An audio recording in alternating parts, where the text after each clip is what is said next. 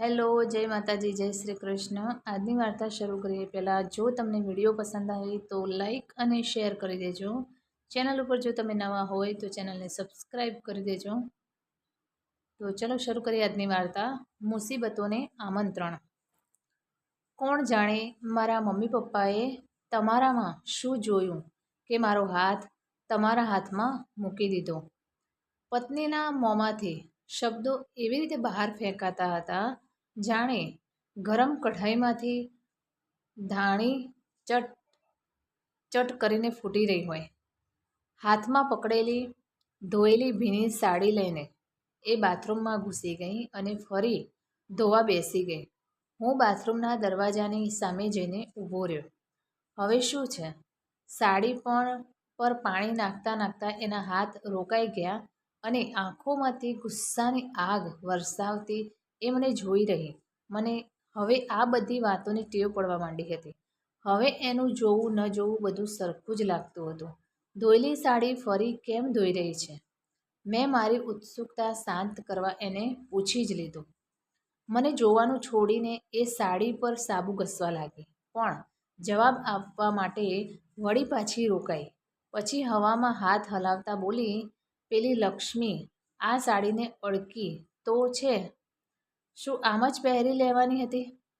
લક્ષ્મી અમારા ચોકીદારની પત્ની છે, એના કારણે એ જ તો રૂપાનો સુંદર ચહેરો ગુસ્સાથી લાલઘૂમ થઈ રહ્યો હતો। પણ ના, લક્ષ્મીના કારણે નહીં, કદાચ મારા કારણે। હમણાં જ તો રૂપા બોલી કે ખબર નહીં મારા મમ્મી પપ્પાએ તમારામાં શું જોયું। હું વિચારીને દુઃખી થઈ ગયો અને ત્યાંથી ડ્રોઈંગ રૂમમાં આવી ગયો। સોફા પર બબલું દફતર, ચોપડીઓ અને રંગીન પેન્સિલ ફેલાવીને બેઠો હતો। એનું ભણવામાં જરાય મન નહોતું। એ ક્યારેક ખિસ્સામાં મૂકેલી ચોકલેટ કાઢીને જોતો હતો તો ક્યારેક પોતાના પેન્સિલ બોક્સમાંથી પેન્સિલ કાઢીને એની અણી તપાસતો હતો। હું સોફાની પાછળ મૂકેલી ડાઇનિંગ ટેબલની ખુરશી પર આંખ બંધ કરીને બેસી ગયો। બાથરૂમમાંથી કપડાં ધોવાનો અવાજ આવતો હતો।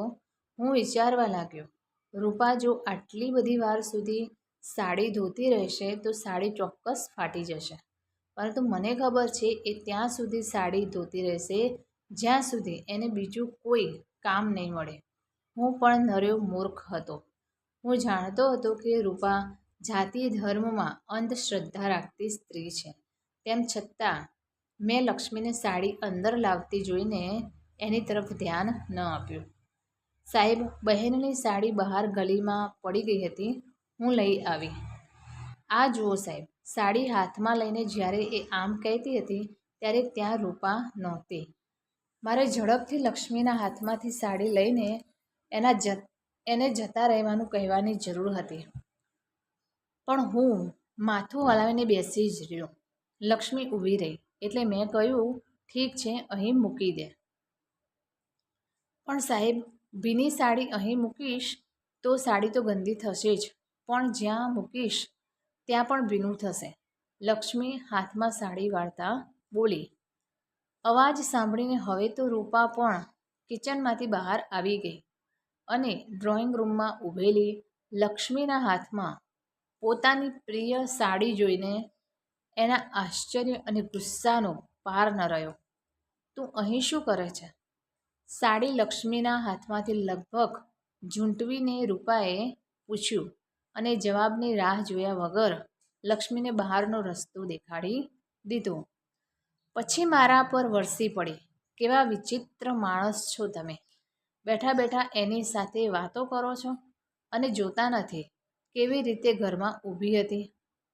તો શું થઈ ગયું? હું થોડો વ્યવસ્થિત બેસી ગયો। હજુ પણ મને પૂછો છો શું થયું? બ્રાહ્મણ કુળમાં જન્મ્યા છો અને તમને આ કુળના માનની કોઈ દરકાર જ નથી? જોતા નથી એનો પડછાયો કેવો આપણા ઘરમાં ફેલાયેલો હતો? બ્રાહ્મણ કુળમાં જન્મ લેવો કોઈ અભિશાપથી ઓછું નથી, જેમાં બધી વાત માપીને ગણીને કરાય કહેવાય। તું પણ મનુષ્ય છે અને લક્ષ્મી પણ મનુષ્ય છે, જોકે વાત પૂરી કરતા સુધીમાં મેં મારો અવાજ ધીમો કરી લીધો હતો, પણ રૂપાને આ વાતનો ઝાટકો લાગી જ ગયો. તમે મારી સરખામણી પોતાની પત્નીની સરખામણી એક ચોકીદારની પત્ની સાથે કરો છો? કોણ જાણે મારા મમ્મી પપ્પાએ તમારામાં શું જોયું જે તેમણે મારો છેડો તમારી સાથે બાંધી દીધો. મેં હેરાન થઈને આંખો ખોલી દીધી. બાથરૂમમાંથી હજુ પણ કપડાં ધોવાનો અવાજ આવતો હતો. બબલુ હજુ પણ ચોકલેટ જોઈ રહ્યો હતો. મને આશ્ચર્ય થયું કે એણે હજુ ચોકલેટ ખાધી કેમ નથી. ત્યારે જ ડોરબેલ વાગી અને બાથરૂમમાંથી અવાજ આવતો પણ બંધ થયો. મને ખબર છે હું જ્યાં સુધી દરવાજો ખોલીશ ત્યાં સુધી બાથરૂમમાંથી કોઈ અવાજ નહીં આવે. રૂપાએ જાણવા ઉતાવળી હશે કે કોણ આવી પડ્યું છે.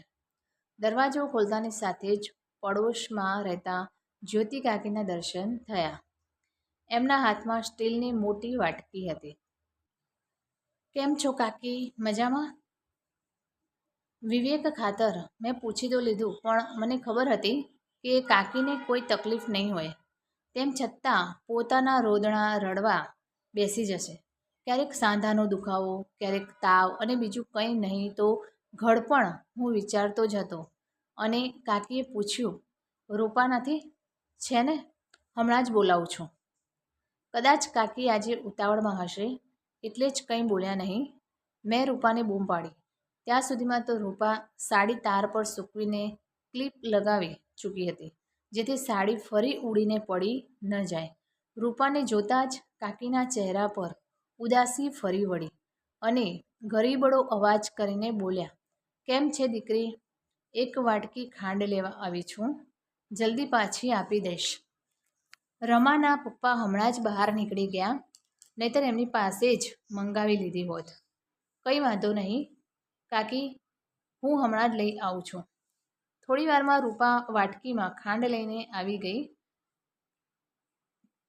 દરવાજો બંધ કરીને રૂપા ફરીથી ગુસ્સામાં તમતમતી કિચનમાં રસોઈ કરવા જતી રહી. મેં બબલુ પર નજર કરી. આ વખતે એનું ધ્યાન ચોકલેટમાં પણ નહોતું કે નહોતું પેન્સિલની અણીમાં.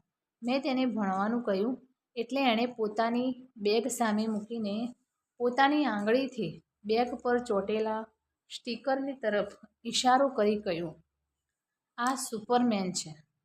સુપરમેન બધાને મદદ કરે છે. મેં હકારમાં માથું હલાવી દીધું.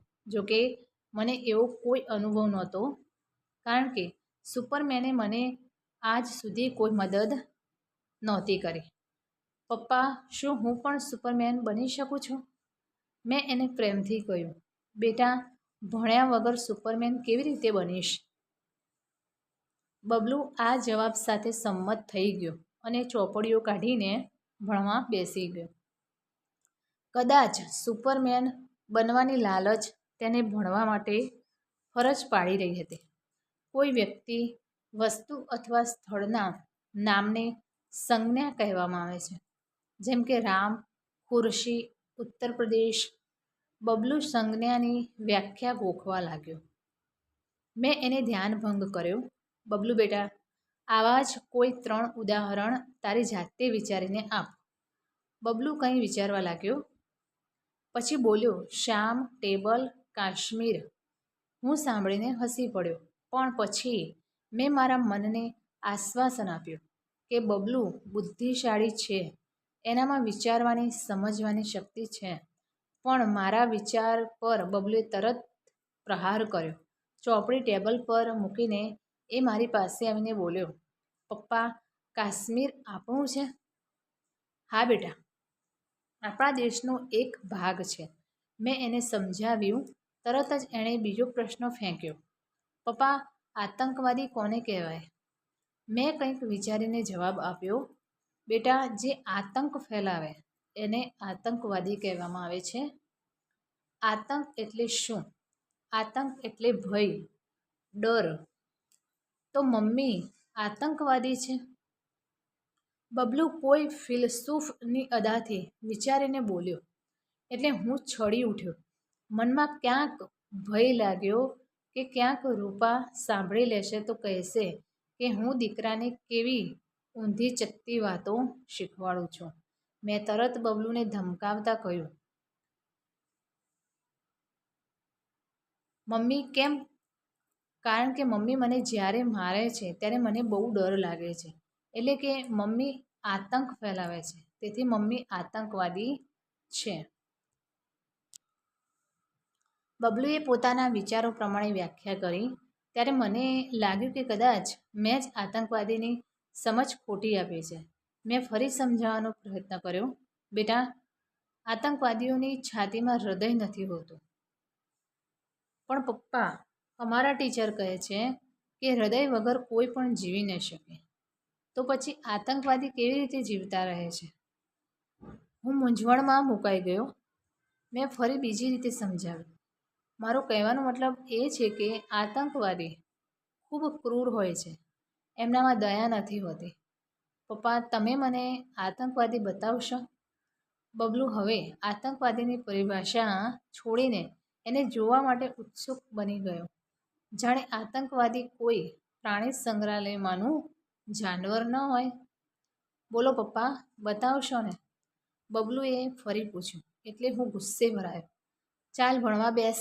જ્યારે જુઓ ત્યારે આડી અવળી વાતો કરવા લાગી જાય છે.